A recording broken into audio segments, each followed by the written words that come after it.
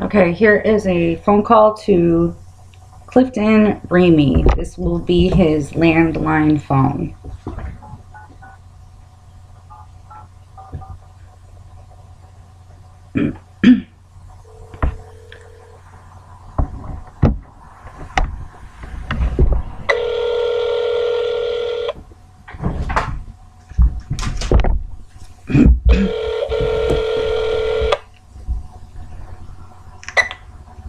Hello. Please leave a message after the tone. Hi, this message is for Clifton. My name is Lisa Craven. I got your phone number from, well, actually, I got it off the internet.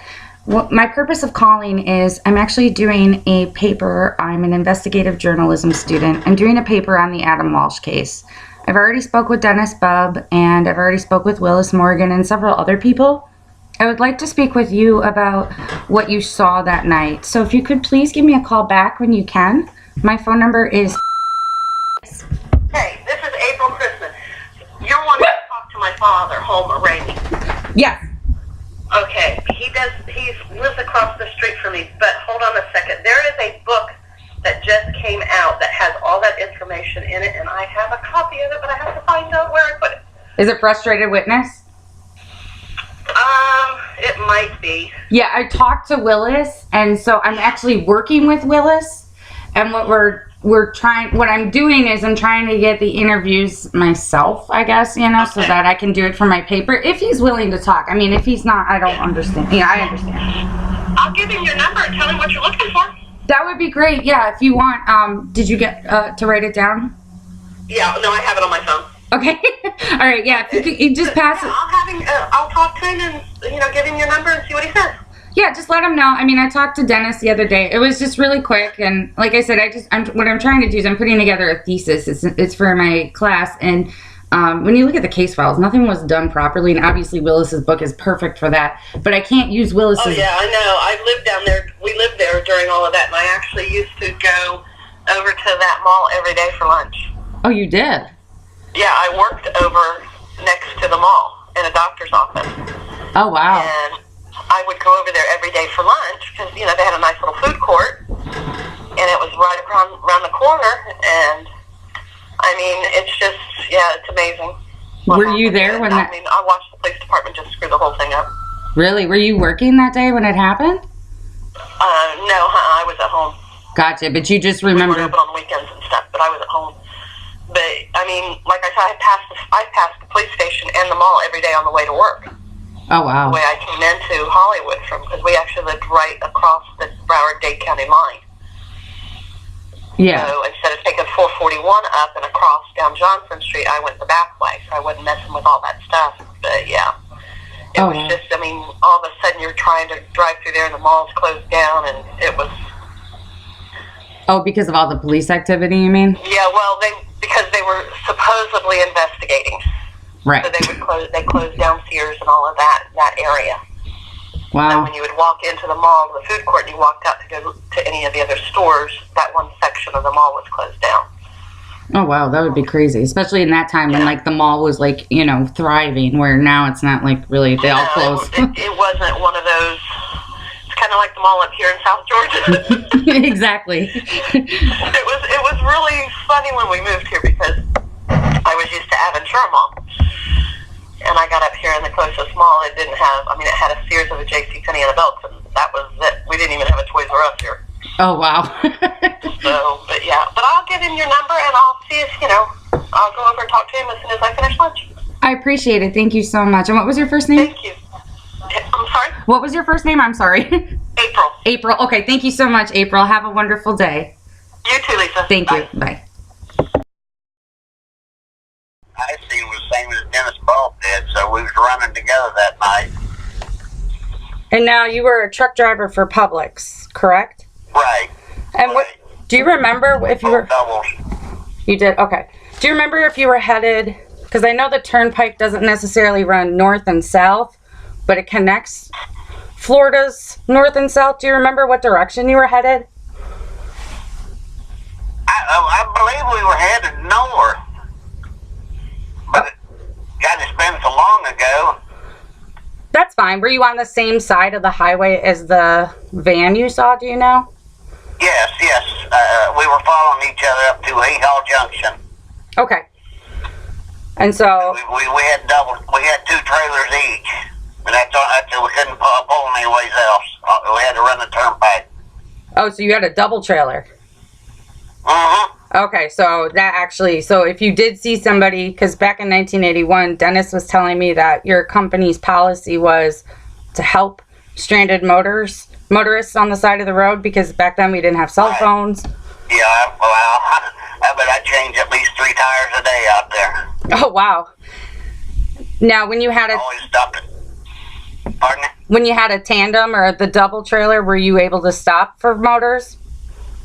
Oh, yes. Oh, yeah. Okay. So on that night when you were driving, you were behind Dennis? Yes. Okay. So if you want to just tell me what you remember about that. So you got a call from him on the CB? Right. Basically, when I went to, all I seen was there was a guy standing outside of the van with looked like a 3-gallon bucket, a well bucket.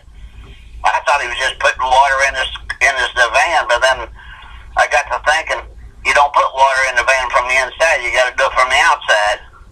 Oh, because was the hood of the van up when he had the bucket? Yes, he was standing there.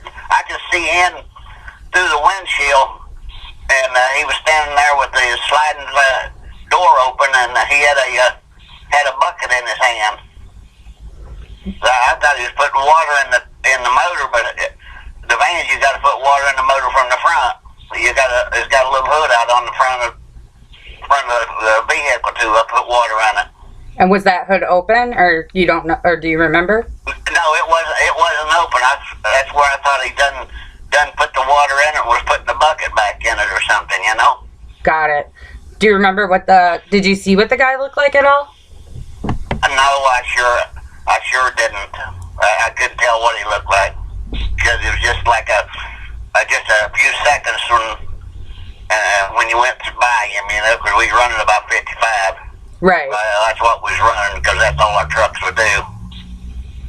But you saw the car that he was driving?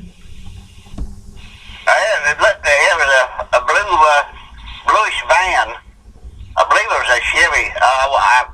Like I say, it's been so long, but I can't swear to it. Right. It looked like a blue Chevy van. And do you remember if you saw a ladder on it or anything like that? No, I don't. I can't remember that. Okay. But then after you saw the van, did you, how long after that was it until you heard about the head being found?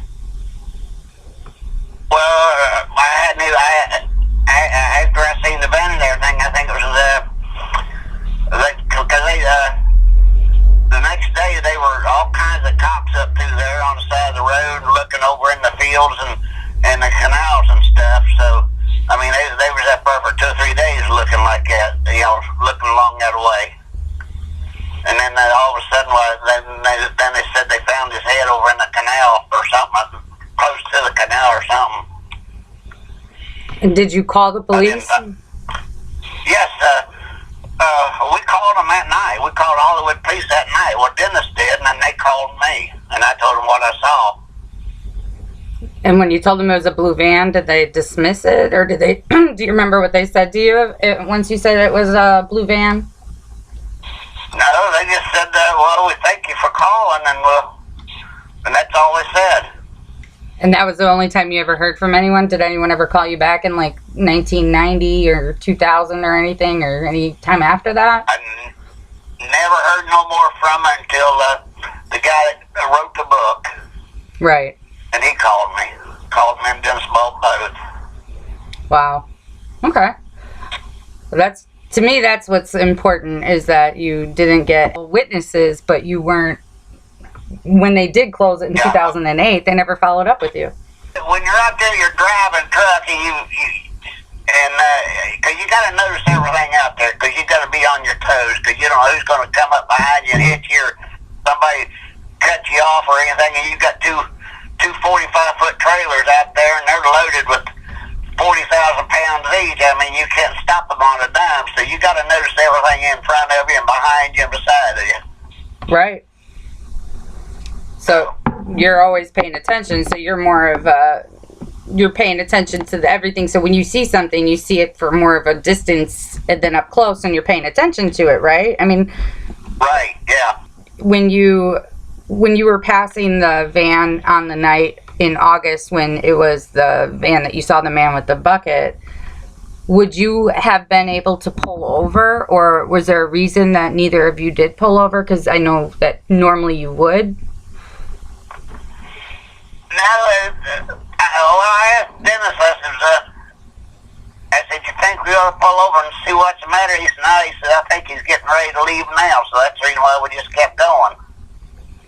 Right. So at the there's certain areas you couldn't get a tractor and trailer off the side of the road without, I'm afraid that somebody come down there and hit you. Right. And I don't think it was an easy spot for you to pull over necessarily, and you wouldn't have pulled over. He didn't look like he was in distress necessarily, right? Right. Okay. Well, I appreciate your time. Thank you very much. Alrighty. If you have any more questions, well, feel free to call me. I appreciate it.